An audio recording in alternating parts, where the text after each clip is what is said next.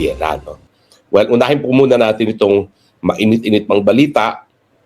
Meron na naman pong bansa na bumitiw sa International Criminal Court.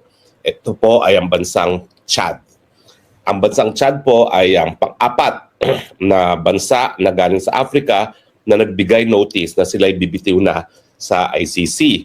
Bago po ang Chad, 3 African states, ang Burkina Faso, ang Mali at ang Niger ay nagsabi na sila ay bibitiw na rin sa ICC.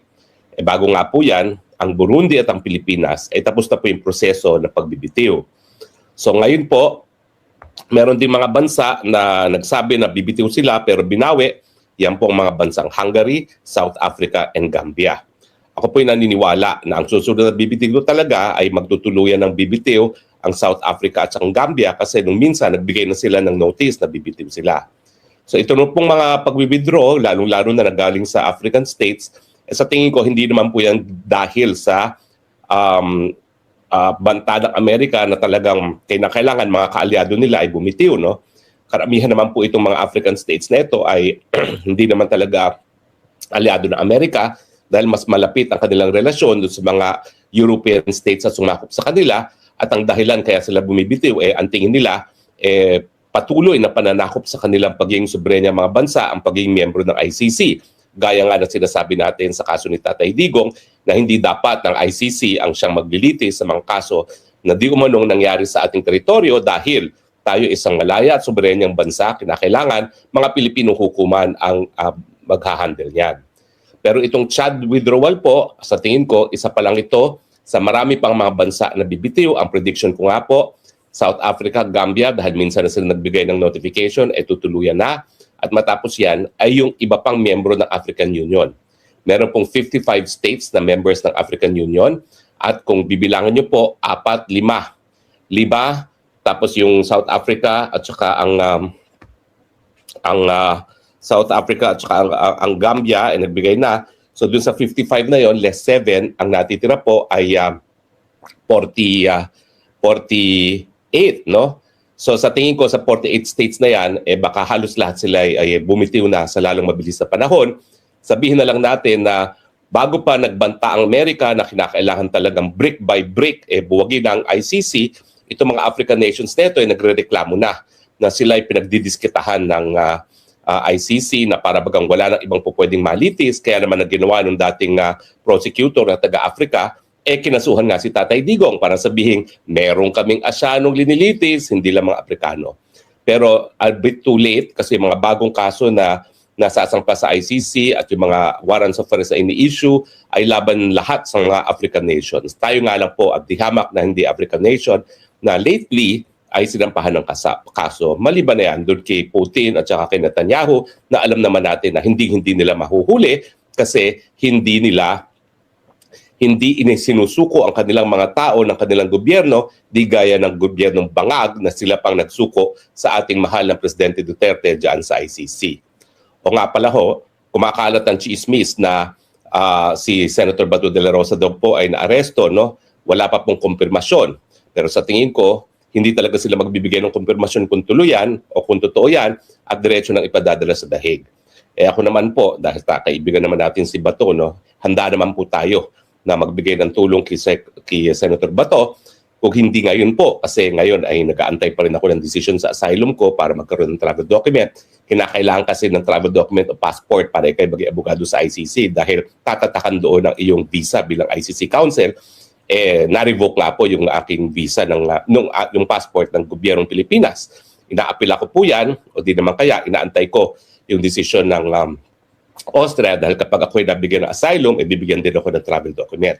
Pero nakipag-ugnayan na po ako, dati-dati pa, na meron ako mga pinakilalang abogado na sa kampo ni Senator Bato at handa naman po silang saluhin si Senator Bato kung totoo na nahuli na siya at papunta na siya dito sa dahig. Huwag mo kayo mag-alala.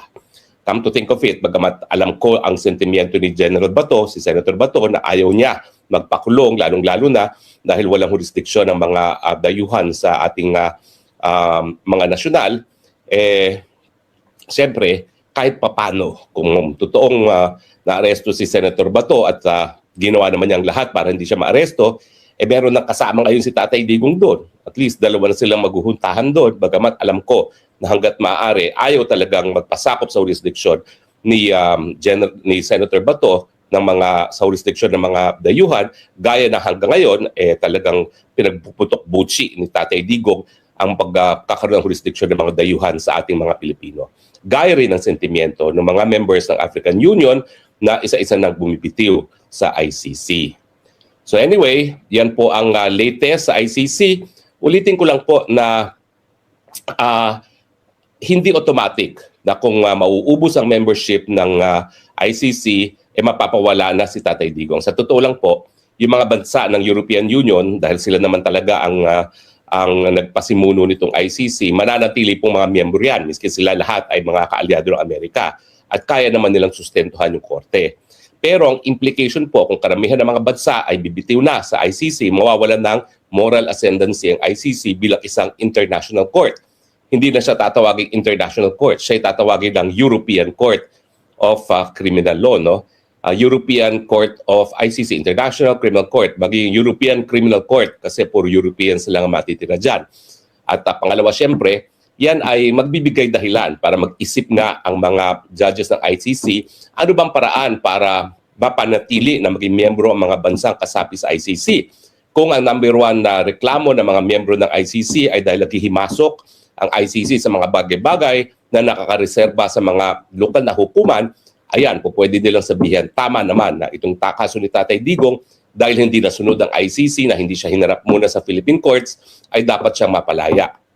Gagawin itong desisyon nito para nga makumbinse yung mga bansa na hindi pa nagbibitiw, na wag muna magbitiw dahil bagamat nagkamali ang ICC sa pre-trial chamber na maghimasok sa jurisdiction ng mga lokal na hukumang Pilipino, ayan, pwede naman sabihin na nagkamali kami at dahilan para yung mga bansang umalis na or aalis na ay magbago ng isip. Yan ay kung gusto nila magpatuloy pang ICC. Pero kung sila magmamatigas, talagang malalagas.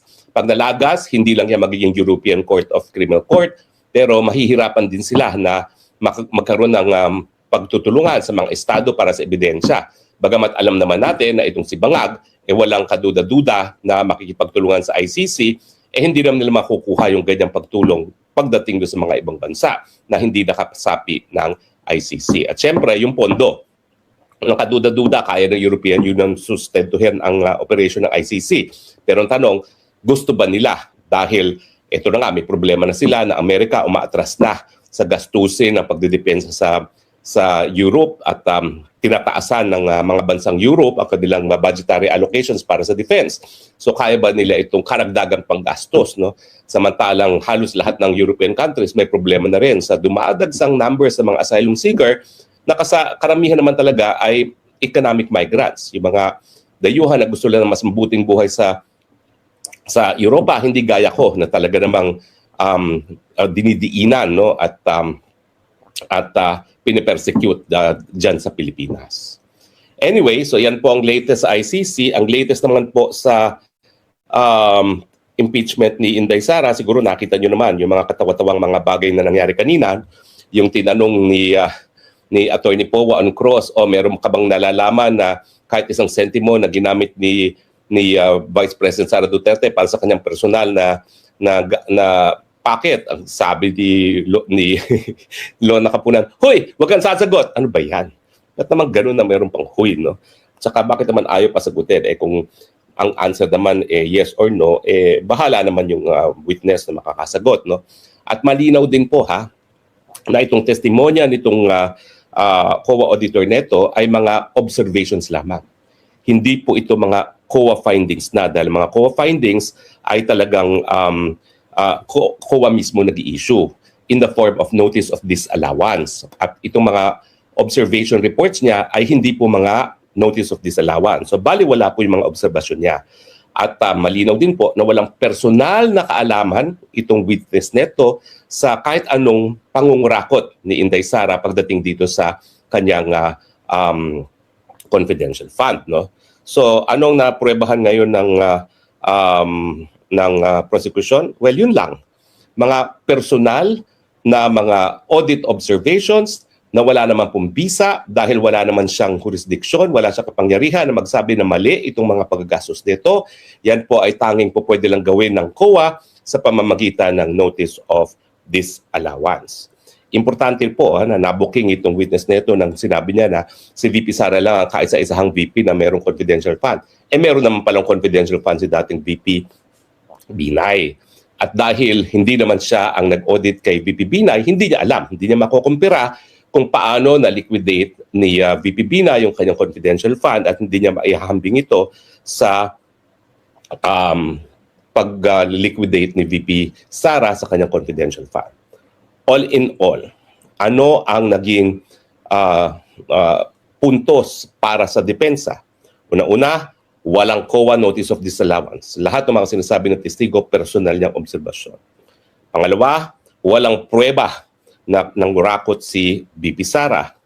Pangatlo, limitado ang mga obserbasyon itong si Wamil sa kanyang mga audit observations at hindi po pwede magkaroon ng legal conclusion. Tapos, na-establish po ng depensa na walang first-hand information itong si Wamil sa pangungurakot at saka syempre yung argumento na yung medical at saka food assistance ay po pwede naman pong magamit as part of confidential funds kasi syempre yung pinanggagalingan naman ng mga confidential information may mga pangangailangan din para sa pagkain at para sa gamot. So sa tingin ko, matapos ang 12 days, matapos ang 25 million times 12, magkano na ba yun? 25 million times 10 is 250 million. Times 12, after 300 million, wala pa rin napuntuhan. Wala pa rin napatunayan pangungurakot. Wala pa rin napapatunayan na pagtaksil sa tiwala ng taong bayan ang prosekusyon dito po sa patuloy na paninira kay VP Sara.